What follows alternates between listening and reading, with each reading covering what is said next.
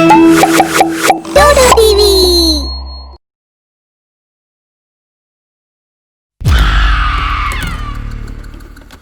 छाड़ मते मते जीवाकू दियो मते मारनी मु तुमर कौन करिछि। अनुप हाथ जोड़ी विनती करुथिला किंतु तथापि केही ताकू मारी चलीथिला। बंचाओ बंचाओ से चित्कार करी चलीथिला। सेतिकी बेले हठात निद भांगीगला तो निजकू से गोटे बेड उपरे पाइला। से झाଳରେ भिजी सारिथिला। से साइड टेबल रे रखा जाइथिबा टिश्यू बॉक्स रु टिश्यू काढी शीघ्र निजर झाड़ पोछिला। से बहुत भयभीत थिला। से निज छाती उपरे हाथ रखिला तो फिल कला जे ता हार्ट बहुत एबनॉर्मली बीट करूछि। केतेबेले बहुत स्पीड तो केतेबेले रही जाउछि। से विंडो पाखकू जाई फ्रेश एयर को फील करने को लगिला। अनुप मुंबई रो गोटे मल्टी स्टोरी बिल्डिंग रो 2 BHK रेंटेड फ्लैट रे रहुथिला। हर्ष तार फ्लैटमेट थिला। दुहे 2 वर्षरु साथी रे रहुथिले। विंडो रे छिड़ा होई अनुप को हर्ष कथा मने पड़िला।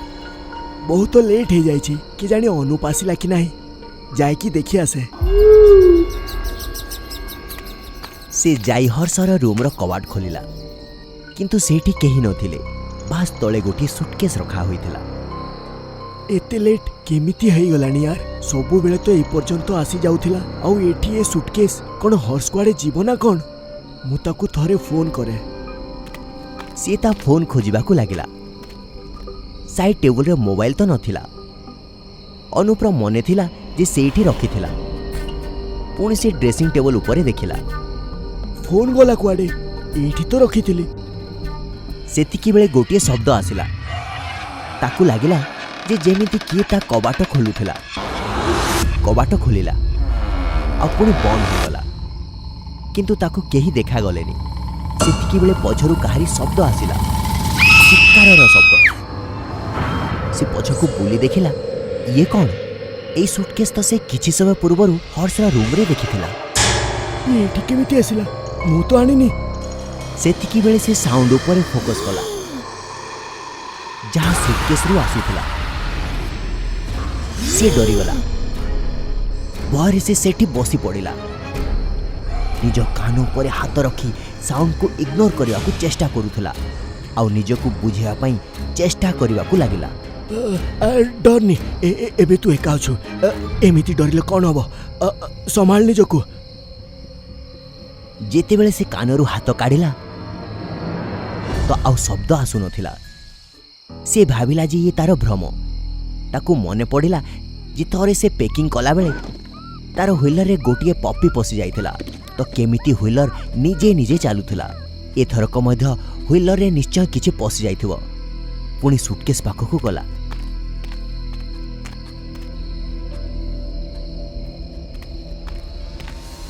से जेमिति सुटकेस रे हाथ लगैला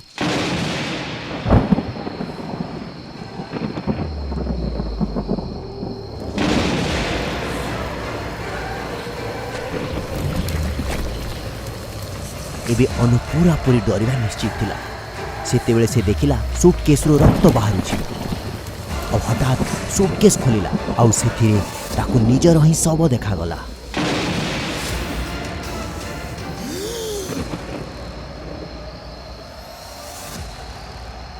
ये केमिति मु केबे मल्ली मो सबको खंड खंड की कला।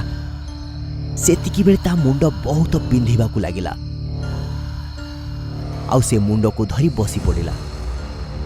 ताकू मने पड़िबाकू लागिला जे किछि समय पूर्वरु हर्ष ही तो ताकू मारिथिला। तो क्यारे से तार निश्वास बंद कर देथिला।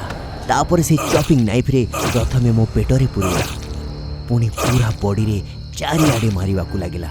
सेतिकी बेले सेठी हर्षर शब्द आसिला। ये अनुप्र सबको किछि तो करबाकू पड़िबो। आसिला कौन ना मो गर्लफ्रेंड पर लाइन मारला वाला। देख मु तते ही मारी देली। एबे आत्मा ही अन्य आत्मा को लाइन मारिबो।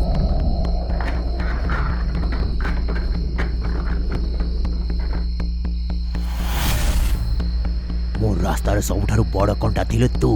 एबे पड़ी रहबु समुद्र रे। सेतिकी बेले बैक सीट रे पड़ीथिबा व्हील रु गोटे रक्त जुडुबुडु हाथ बाहरिला।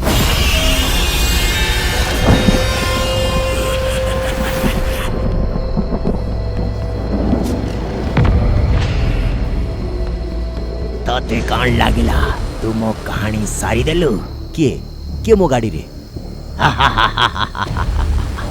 एते शीघ्र भूली गलु एबे किछि समय पूर्व ही तो मत मारी थिलु ये कौन थटा शीघ्र हॉस्पिटल चल सेतिकी बेले बहुत जोरे बिजुली मारिला आ गाड़ी रही रही चालिकी पूरा रही गला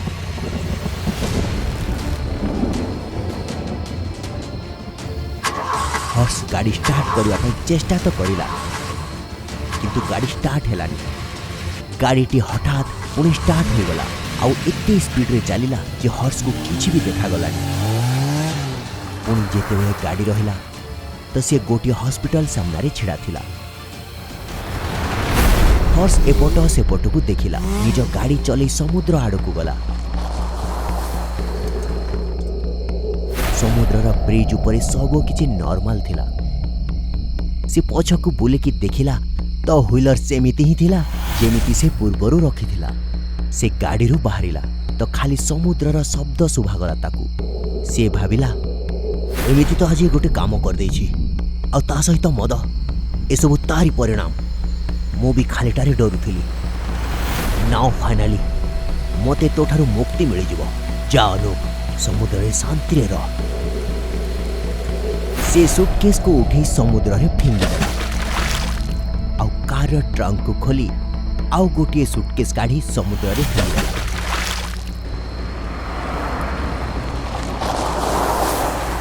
आउ घर को आसी आराम रे से निज रूम रे सोई पड़िला जेमिति टिके ताको निद लागी आसुथिला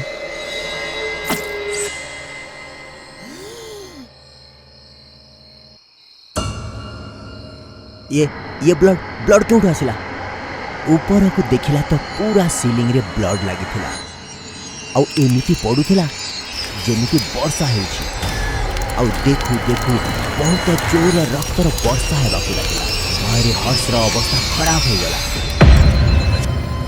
से निज रूम रु दौड़ी दौड़ी हॉल को आसिला तो देखिला जे रक्त वर्षा मध्य ता पछरे आसुछि सेतिकी बेले पछरु केही आसी ता मुंड ऊपर छता रखिदेला थैंक यू यार के जाने घर भितर ये कि वर्षा हेउछि आउ ता सब पागल हे गलेनी मते एमिति काहे कि लागुछि जे जेमिति ये रक्तर वर्षा हां ये रक्तर वर्षा जे रक्त अनुप्र रूम रो फ्लोर रे पडिथिला ये सही रक्त ये केमिति हे परबो ध्यान दे देख हर्ष पछकु बोली छता देइथिबा लोक को देखिला सेठी ताको आउ केही देखा गलेनी किंतु जेमिति से आखि तळकु कला से दौड़ीवा को लागिला सेठी सही सुटकेस रखा होइतिला एबे हर्ष एते डरी जाइथिला कि पड़ी उठी कबाट आडकु दौड़िला और कबाट खोली लिफ्ट आडकु गला सेठी दुईटी जाक लिफ्ट रो बटन प्रेस किंतु गोटिए भी लिफ्ट से फ्लोर को आसिलानी से पछकु बुलकी देखिला तो सही सुटकेस ताकु आसुथिबार देखागला से शीघ्र सीढ़ी आडकु दौड़िला शीघ्रता पाई से सही सीढ़ी रे भी पड़ीगला पुणी निजकु संभाळिला उठिला आउ पुणी तळकु ओल्हिला सेते बेले से तळु सुटकेस को आसुथिबार देखिला हर्ष ऊपर आडकु दौड़िवाकु लागिला से भय कारणरू केतेबेले 18th नंबर फ्लोर रा टेरेस रे पहुंची गला ताकु जणा ही पड़िलानी से सेठी के जाई पछकु देखिला तो ताकु किछि देखा गलानी जेमिति सामना को देखिला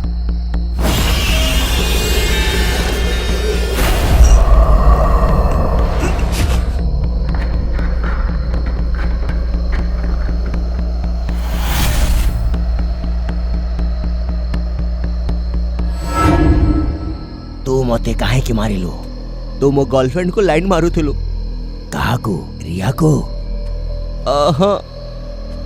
रिया तोर गर्लफ्रेंड केबेठारु हे गला तो हे जाई थांता सेते बेले हठात हर्षर गालरे गोटे जोरदार चापुड़ा बाजिला ए चापुड़ा मारिथिला रिया तू एमिति केमिति भाबिलो जदि तू भलरे मानि जाई थांतु तो कौन हे जाय थांता खाली फ्रेंडशिप ही तो करबा को चाहुतेले आउ मु मानिलिनी तो तू मते मारी देलो ना मु तोते मारिनी मु तो तोते खाली बुझेबा को चाहुथिले आउ बुझेला बेले मते धक्का मारी देलु टेबल कॉर्नर रे बाजी मो मुंडा फाटी गला वास्तव में अनुप को मारिला परे हर्ष रिया को देखा करबा को जाइथिला କଥା ହେବା ସମୟରେ ସେ ତାକୁ ଧରିକି ବୁଝେଇବାକୁ ଚେଷ୍ଟା କରୁଥିଲା, କିନ୍ତୁ ରିୟା ତାକୁ ଦୂରେଇବାକୁ ଚାହୁଁଥିଲା। ଆଉ ସେତିକି ବେଳେ ତାକୁ ଧକ୍କା ବାଜିଗଲା। ହସ୍ପିଟାଲ ନେବା ବଦଳରେ ସେ ଭାବିଲା ସେ 2ଟି ବଡିଜକୁ ସମୁଦ୍ରରେ ଫିଙ୍ଗିଦେବ। ଆଉ ସେମିତି ହିଁ କଲା। କିନ୍ତୁ ମୁଁ ତତେ ମାରିବାକୁ ଚାହୁଁନଥିଲି। ତୁ ମତେ ହସ୍ପିଟାଲ ନେବା ବଦଳରେ ସମୁଦ୍ରରେ ନେଇ ଫିଙ୍ଗିଦେଲୁ। ସରି ରିୟା, ମୋ ପାଇଁ ତୁ ହର୍ଷକୁ ଭେଟିଲୁ, ଆଉ ତୋ ସହ ଏସବୁ ହେଇଗଲା। କିନ୍ତୁ ଇଏ ମଧ୍ୟ ବଞ୍ଚିବନି। ହର୍ଷ ଆପେ ଆପେ ଉଡ଼ି ଟେରିସ୍ର ରେଲିଂରେ ଛିଡ଼ା ହୋଇଗଲା। ମତେ ମାରନି, ମୋ ଦ୍ୱାରା ଭୁଲ ହେଇଗଲା, ବଡ଼ ଭୁଲ ହେଇଯାଇଛି। ଯଦି ତୁ ରିୟାକୁ ହସ୍ପିଟାଲକୁ ନେଇ ବଞ୍ଚେଇ ଦେଇଥାନ୍ତୁ ତ ମୁଁ ତତେ ଛାଡ଼ି ବି ଦେଇଥାନ୍ତି। ସେଇଥିପାଇଁ ମୁଁ ସେତିକି ବେଳେ ହସ୍ପିଟାଲରେ ଗାଡ଼ି ରଖିଥିଲି, କିନ୍ତୁ ସେ ପର୍ଯ୍ୟନ୍ତ ବହୁତ ଡେରି ହୋଇଯାଇଥିଲା। ମୁଁ ଡରି ଯାଇଥିଲି। ତାହେଲେ ଏବେ ତୁ ମର। ହର୍ଷ ଉପରୁ ତଳକୁ ପଡ଼ିଗଲା ଆଉ ମରିଗଲା। ତା ମୃତ୍ୟୁ ପରେ ରିୟା ଆଉ ଅନୁପର ଆତ୍ମାକୁ ମୁକ୍ତି ମିଳିଗଲା। ତେହେରାନ ନାଁରେ ଗୋଟିଏ ସହର ଥିଲା, ଆଉ ସେ ସହରର ଠିକ୍ ମଝିରେ ପୋସ୍ ଏରିଆରେ ଗୋଟିଏ ଜାଗା, ଯାହା ବର୍ଷରୁ ସେମିତି ହିଁ ପଡ଼ିଥିଲା। କିନ୍ତୁ ତାକୁ କିଣିବାକୁ କେହି ରାଜି ନଥିଲେ। ଲୋକଙ୍କ ମଝିରେ ଗୋଟିଏ ଗୁଜବ ଥିଲା କି ସେ ଜାଗାରେ କିଛି ତ ରହସ୍ୟମୟ ଅଛି। ପ୍ରାୟ ସେ ଜାଗାରେ ଅଜବ ଅଜବ ଘଟଣା ସବୁ ଘଟୁଥିଲା। ସହରର ଅନ୍ୟ ପାର୍ଶ୍ୱରେ ଅଭୟ ଆଉ ବୈଭବ ନାମକ 2 ସାଙ୍ଗ ରହୁଥିଲେ। ଗୋଟିଏ ବିଲ୍ଡିଂରେ ରହୁଥିଲେ, ଗୋଟିଏ ଅଫିସରେ ହିଁ କାମ କରୁଥିଲେ। ଏକାଠି କାମକୁ ଯାଉଥିଲେ। ଦୁହିଁଙ୍କ ଫ୍ଲାଟ୍ ବି ଏକା ପରି ହିଁ ଥିଲା। ବହୁତ ଭଲ ସାଙ୍ଗ ଥିଲେ 2 ଜଣ। ଆରେ ବୈଭବ, ଆଜିର କାମ ତ ସରିଗଲା, ଘରକୁ ଯାଇ ଚା କପେ ପିଇବା ଚାଲ। ହଁ ନିଶ୍ଚୟ, ଆଜିର ଚା ମୋ ଘରେ। ସବୁକିଛି ବହୁତ ଭଲ ଚାଲିଥିଲା। 2 ସାଙ୍ଗ ନିଜ ସେଲେରୀରୁ ଘର ଖର୍ଚ୍ଚ ତୁଲେଇବା ସହ କିଛି ସଞ୍ଚୟ ବି କରୁଥିଲେ। ଭାଇ ଏଇ ଦେଖ, ଆଉ କହ ଜାଗାଟା କେମିତି ଅଛି? ଭଲ ଅଛି ସାଙ୍ଗ। କ'ଣ ଏଠି ଘର କରିବା ପାଇଁ ଭାବିଛୁ? ଆରେ ସାଙ୍ଗ, ଏବେ ତ ଜାଗା କିଣିଛି, ଘର ତିଆରି ପାଇଁ ଟଙ୍କା ବଞ୍ଚିଲା କୋଉଠୁ? କିଛି କଥା ନାହିଁ ସାଙ୍ଗ, ଯେବେ ଟଙ୍କା ଆସିଯିବ ସେତେବେଳେ ବନେଇ ନେବୁ। କିନ୍ତୁ ଏମିତି ଜାଗାରେ ଏତେ ଶସ୍ତା ଜାଗା ମିଳିଯିବା କମ୍ କଥା ନୁହେଁ। ବୈଭବ ତ ଜାଣି ବି ନଥିଲା କି ତାକୁ ସେ ଜାଗା ଏତେ ଶସ୍ତାରେ କେମିତି ମିଳିଗଲା। ଶେଷରେ ଏଇ ଜାଗାଟି ତ ସେଇ ଜାଗା ଯାହାକୁ ବର୍ଷରୁ କେହି ବି କିଣୁନଥିଲେ। ଦୁହେଁ ଜାଗା ଦେଖି ଘରକୁ ଫେରିଲେ। ସବୁକିଛି ପୁଣି ସେମିତି ହିଁ ଚାଲିଲା। ସେ ଘରୁ ଅଫିସ, ଆଉ ଅଫିସରୁ ପୁଣି ଘର। କିଛି ଦିନ ଏମିତି ହିଁ ବିତିଗଲା। ସେଦିନ ରବିବାର ଥିଲା, ତ ବୈଭବ ନିଜ ଜାଗାକୁ ଯିବାର ପ୍ଲାନ୍ କଲା। ଯେମିତି ସେ ସେଠି ପହଞ୍ଚିଲା ତ ନିଜ ଜମିରେ ଗୋଟିଏ ବଡ଼ ଗାତ ଦେଖି ସ୍ତବ୍ଧ ହେଇଗଲା। ଆରେ ଏଇ ଗାତ ଏଠି କିଏ ଖୋଳିଲା? ବୈଭବ ଚିନ୍ତାରେ ଥିଲା, କିନ୍ତୁ ସେଇଠି କେହି ନଥିଲେ ଯାହାକୁ ସେ ବିଷୟରେ ପଚାରିଥାନ୍ତା। ସେତେବେଳେ ସେ ଗାତରୁ ଗୋଟିଏ ବିକଟାଳିଆ ଶବ୍ଦ ଆସିଲା। ବୈଭବ ହଠାତ୍ ବହୁତ ଉନ୍ନତି କରିନେଲା। ଆଜି ତା ପାଖରେ ବହୁତ ବଡ଼ ଘର, ଗାଡ଼ି, ଚାକର ଚାକରାଣୀ ସବୁ ଥିଲେ। ଏବେ ସେ ତା ସ୍ତ୍ରୀ ଆଉ ପୁଅ ସହ ରାଜକୀୟ ଜୀବନ ବିତାଉଥିଲା। ଦିନ ବିତି ଚାଲିଥିଲା। ତାକୁ ତା ପୁରୁଣା ସାଙ୍ଗ ଅଭୟ ମନେ ପଡ଼ିଗଲା। ବୈଭବ ଅଭୟକୁ କଲ୍ କଲା। କେମିତି ଅଛୁ ଅଭୟ? ଭଲ। ଆଜି ଏତେ ଦିନ ପରେ ସାଙ୍ଗର ମନେ ପଡୁଛି ନାଇଁ? କ୍ଷମା କର ସାଙ୍ଗ, ତତେ ଆଜି ମୋ ଘର ଆସିବାକୁ ହବ। ତତେ ଦେଖା କରିବାକୁ ବହୁତ ଇଚ୍ଛା ହଉଛି। ଅଭୟ ନିଜ ସାଙ୍ଗ ଘରକୁ ଆସିଲା। ୱାଃ ଭାଇ ବୈଭବ, ତୁ ତ କୋଉ ରାଜାଠୁ କମ୍ ଲାଗୁନୁ। ବହୁତ ଟଙ୍କା କମେଇ ନେଲୁ ତୁ ନାଇଁ? ହଁ ସାଙ୍ଗ, ବାସ୍ ଠାକୁରଙ୍କ କୃପା। କିନ୍ତୁ ଏସବୁ ଏତେ ଶୀଘ୍ର କେମିତି କରିଲୁ ତୁ? ଆରେ ସେସବୁ ତ ପରେ କଥା ହେବା। ପ୍ରଥମେ ମୁଁ ତୋ ପାଇଁ କିଛି ଖାଇବା ବରାଦ କରେ। ଖାଇବା ପିଇବା ସାରି ବୈଭବ ଆଉ ଅଭୟ ଗାର୍ଡେନ ଆଡ଼କୁ ବୁଲିବାକୁ ଗଲେ। ବୁଲୁ ବୁଲୁ ଅଭୟର ଆଖି କୂଅରେ ପଡ଼ିଲା। ଆରେ ବା, ଏଠି ତ ଗୋଟିଏ କୂଅ ବି ଅଛି। ଏହା କହି ସେ କୂଅ ଆଡ଼କୁ ବଢ଼ିଲା, କିନ୍ତୁ ବୈଭବ ତାକୁ ଅଟକାଇ ଦେଲା। ଆଉ କଥାକୁ ବଦଳେଇ ଦେଲା। ଅଭୟ, ତୁ ଏତେ ଦିନ ପରେ ଆସିଛୁ, ତତେ କିଛି ଦିନ ଏଠି ମୋ ସହିତ ରହିବାକୁ ହବ। କିନ୍ତୁ ସାଙ୍ଗ, ମୋ କାମର କ'ଣ? ମୋତେ ଚାକିରିରୁ କାଢିଦେବେ। ସେ ସବୁ ମୁଁ କିଛି ଜାଣିନି, ମତେ ତ ମୋ ସାଙ୍ଗ ସହିତ ସମୟ କାଟିବାର ଅଛି ବାସ୍। ଆଚ୍ଛା ଠିକ୍ ଅଛି, ମୁଁ ରହିଯାଉଛି। ତାପରେ ସମସ୍ତେ ଶୋଇବାକୁ ଚାଲିଗଲେ।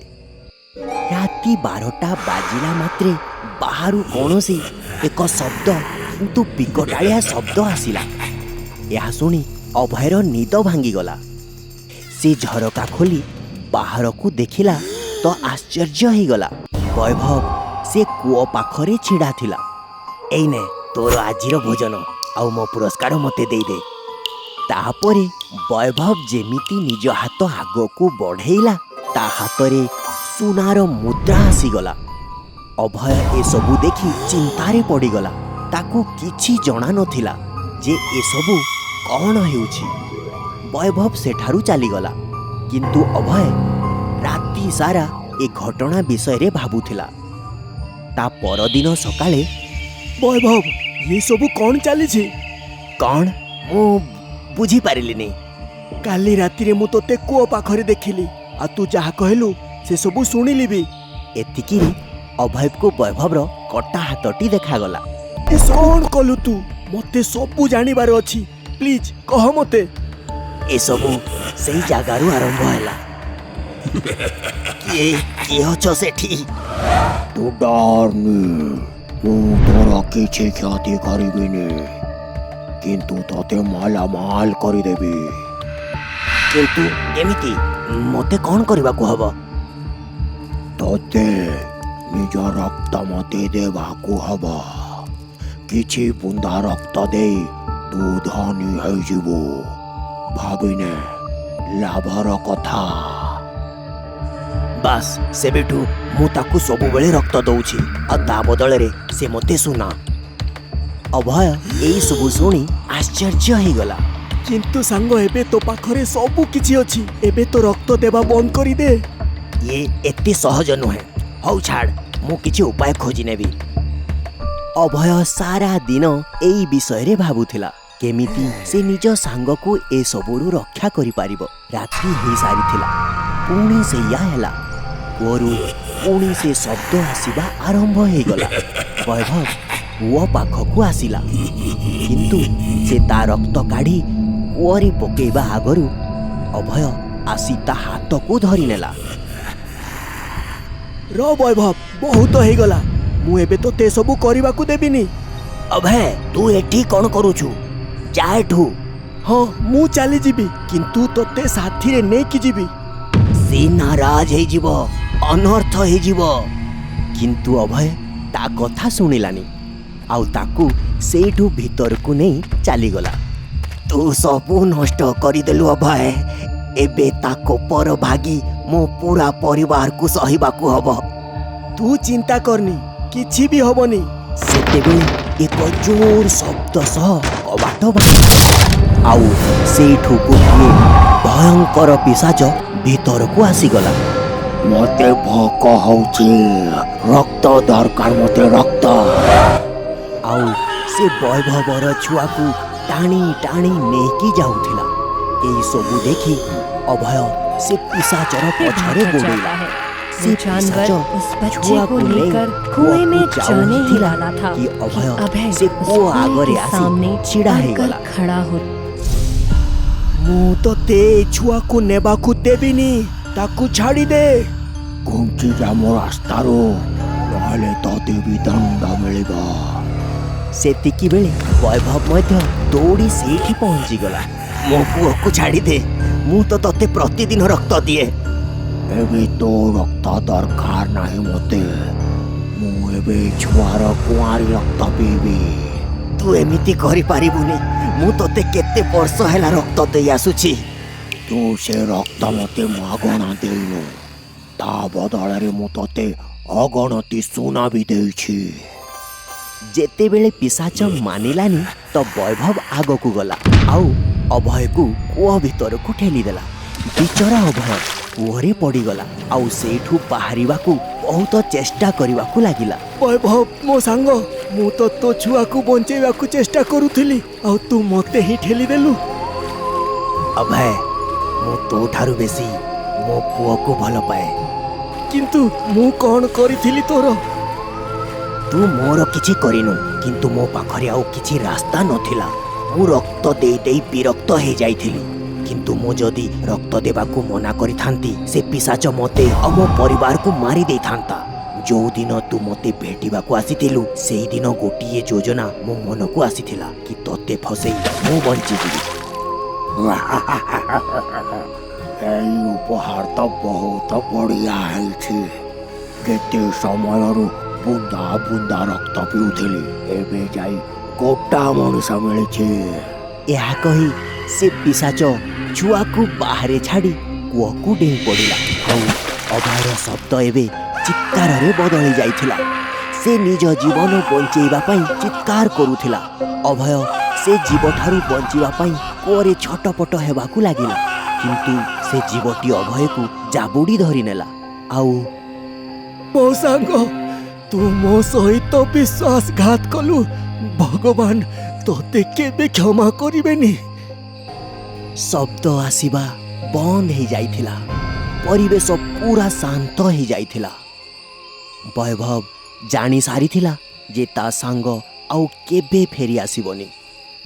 ବୈଭବ ନିଜ ପରିବାର ସହ ସେ ଘରକୁ ଛାଡ଼ି ପଳେଇଗଲା। କେହି ଜାଣିନାହାନ୍ତି ଏବେ ବୈଭବ ଆଉ ତା ପରିବାର କେଉଁଠି ଅଛନ୍ତି।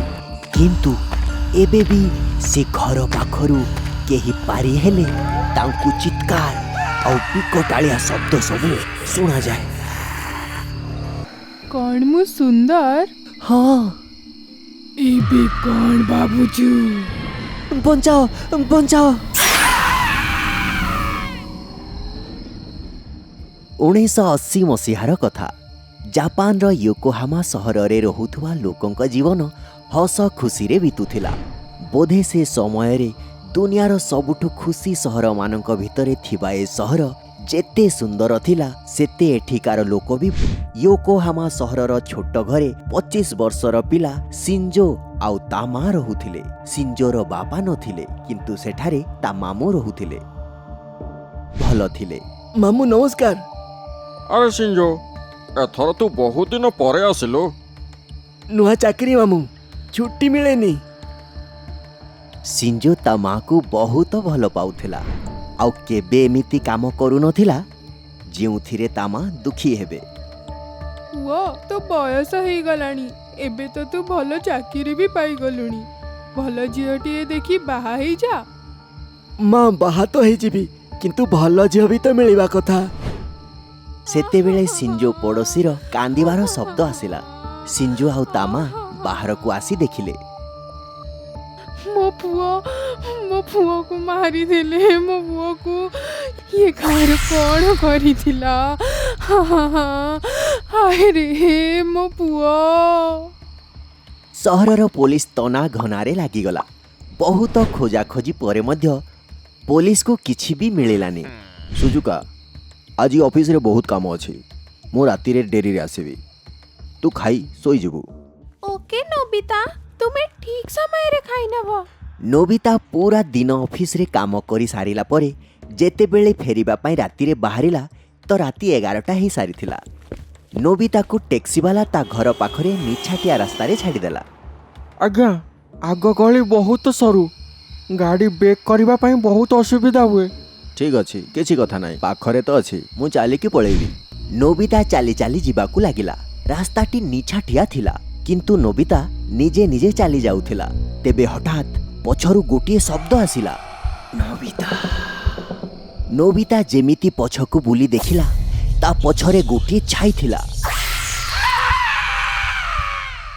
ଗୋଟିଏ ପରେ ଗୋଟିଏ କେତେ ମୃତ୍ୟୁ ପରେ ସହରର ଲୋକଙ୍କ ମନରେ ଏକ ଅନ୍ୟ ପ୍ରକାରର ଭୟ ପଶି ଯାଇଥିଲା। ରାତି 8ଟା ପରେ ସଡ଼କ ନିଛାଟିଆ ଆଉ ମାର୍କେଟ ଖାଲି ହେଇଯାଉଥିଲା। ସହରର କୋଉ ବି ଲୋକ ପାଖରେ ସାହସ ନଥିଲା କି ରାତି 8ଟା ପରେ ଘରୁ ବାହାରିବ। କିନ୍ତୁ ଗୋଟିଏ ଅଜବ କଥା ଥିଲା, କେବଳ ପୁରୁଷଙ୍କର ହିଁ ମୃତ୍ୟୁ ହେଉଥିଲା ଆଉ ସମସ୍ତଙ୍କୁ ଏକାପରି ମରାଯାଇଥିଲା। କେହି ତାଙ୍କ ମୁହଁକୁ ନୃଶଂସତାର ସହ କାଟି ଦେଇଥିଲା।